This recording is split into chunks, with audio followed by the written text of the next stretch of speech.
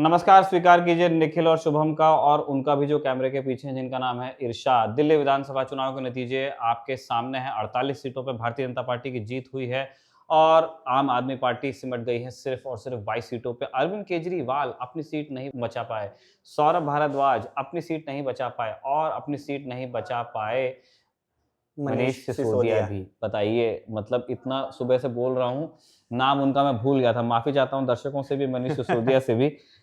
लेकिन अब तो बहुत सारे लोग माफी चाहते हैं। मनीष सिसोदिया, उन्होंने पटपड़गंज सीट से 3 बार जीत दर्ज की थी, लेकिन इस बार उन्हें सुरक्षित नहीं लगा वहां से लड़ना और जाकर के वो लड़े जंगपुरा से। जंगपुरा के बारे में कहा जा रहा था कि चुनाव मुश्किल होगा मनीष सिसोदिया के लिए और अंततः वही बात फलीभूत भी हो गई। एक ये बात तो कही जा रही है कि अगर अलायंस होता तो क्या पता मनीष सिसोदिया जीत जाते, लेकिन जो जीता वही सिकंदर के लॉजिक से जीते हैं वहां पे भारतीय जनता पार्टी के प्रत्याशी तरविंदर सिंह मारवा लोकल हैं, इससे पहले भी जीत दर्ज करा चुके हैं और इस बार भी जीते हैं। बताइए। तरविंदर सिंह मारवा की मैं बात करूं उससे पहले अभी पिछले वीडियो में हम इस चीज का जिक्र कर रहे थे कि ये एक ऐसी सीट थी जिसपे हम सुबह से नजर लगाए हुए थे और 10 राउंड की पूरी गिनती थी और हमें हर दूसरे या तीसरे राउंड में चीजें पलटती हुई दिखाई दे रही थी। एक धुकधुकी मची हुई थी कि मनीष सिसोदिया जीत रहे हैं, पीछे हैं, ऐसा चल रहा था। तरविंदर सिंह मारवा के बारे में बहुत शॉर्ट में मैं बताऊंगा कि ये कांग्रेस के एक दिग्गज नेता रहे हैं। पूर्व मुख्यमंत्री शीला दीक्षित के संसदीय सचिव भी रह चुके हैं 2012 के दौर में। जंगपुरा से ये 3 बार के विधायक रहे हैं और कांग्रेस की तरफ से ये जीतते आए हैं। 1998 से 2003 तक ये इलेक्टेड रहे। फिर उसके बाद 2003 के चुनाव में भी ये जीते गए, जिनमें 8 तक ये चलते रहे। 8 से 13 वाला चुनाव भी ये जीते, कांग्रेस की सीट से ये अब तक जीतते आए थे। फिर 2015 से ये जो सीट थी ये आम आदमी पार्टी के पास चली गई थी। प्रवीण कुमार आम आदमी पार्टी के थे, वो इसे जीत रहे थे। 2020 का जो चुनाव था उसमें तरविंदर सिंह उतरे थे कांग्रेस के टिकट से, पर वो हार गए थे। और जब ये 2020 के चुनाव में हारते हैं उसके बाद से ये कांग्रेस के बारे में आलोचना उनकी करनी शुरू कर देते हैं। इनके मैं कहूं कि करियर का एक बहुत खास दिन है 6 जुलाई 2022 की तारीख। 6 जुलाई 2022 को ये कांग्रेस छोड़ते हैं और बीजेपी को ज्वाइन कर लेते हैं।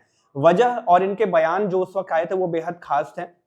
इन्होंने कहा था कि बीजेपी की सदस्यता ग्रहण करने के बाद जब ये संबोधित कर रहे थे तो इन्होंने कहा था कि वो अपने प्राण के खत्म होने तक यानी अंतिम समय तक बीजेपी की सेवा करेंगे, वो भी बिना किसी पद के उम्मीद के, मतलब उम्मीद नहीं करेंगे कि कोई पद मिल जाए, सेवा करते रहेंगे।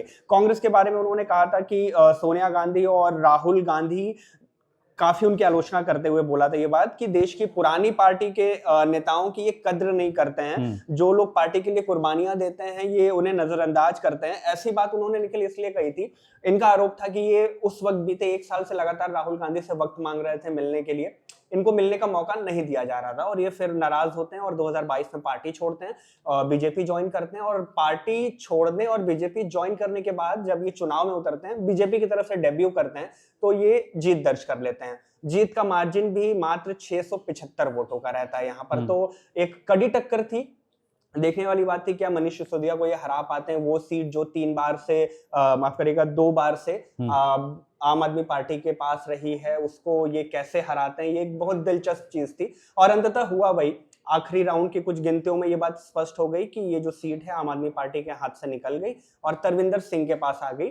वो तरविंदर सिंह जो कांग्रेस के एक दिग्गज नेता हुआ करते थे और वो अब बीजेपी की तरफ से उतरे हैं और आम आदमी पार्टी को उन्होंने और जायंट किलर की तरह देखा जाए कि उनके प्रदर्शन को मनीष सिसोदिया को हराना कोई आसान बात तो नहीं है।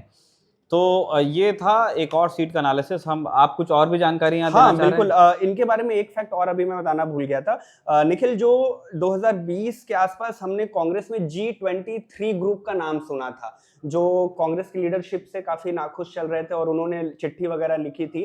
तरविंदर सिंह के ऊपर आरोप कह लें या उनके बारे में कहा जाता है कि इन्होंने खुद तो पार्टी छोड़ी ही छोड़ी, G23 के जो लीडर्स थे, बड़े लीडर्स थे, उनको भी कहा था कि आप पार्टी छोड़ो कांग्रेस और बीजेपी में आके आप ज्वाइन कर लो। तो इस तरह से जो पूरी चीज हम देख रहे हैं कि 2013 में ये चुनाव जीतते हैं, उसके 12 साल के बाद ये इस सीट पर अपनी वापसी करते हैं। सीट इनकी वापस इनको मिलती है, बस अब पार्टी अलग हो जाती है, कांग्रेस से ये पार्टी अब बीजेपी में तब्दील हो जाती है। लेकिन इतनी जानकारी जो थी ये जंगपुरा सीट के बारे में और तरविंदर सिंह मारवा के बारे में थी। अब हालांकि अब जीत गए तो अब उनकी बातें और भी आती रहेंगी, लेकिन अभी तक जो पब्लिक डोमेन में इनके बारे में बातें कही जाती हैं वो इतनी थी और जो खास चीजें थी वो हमने बता दी। बहुत बहुत शुक्रिया शुभम इस जानकारी का, और शुक्रिया इरशाद का भी, जो सुबह से तैनात हैं आज कैमरे के पीछे।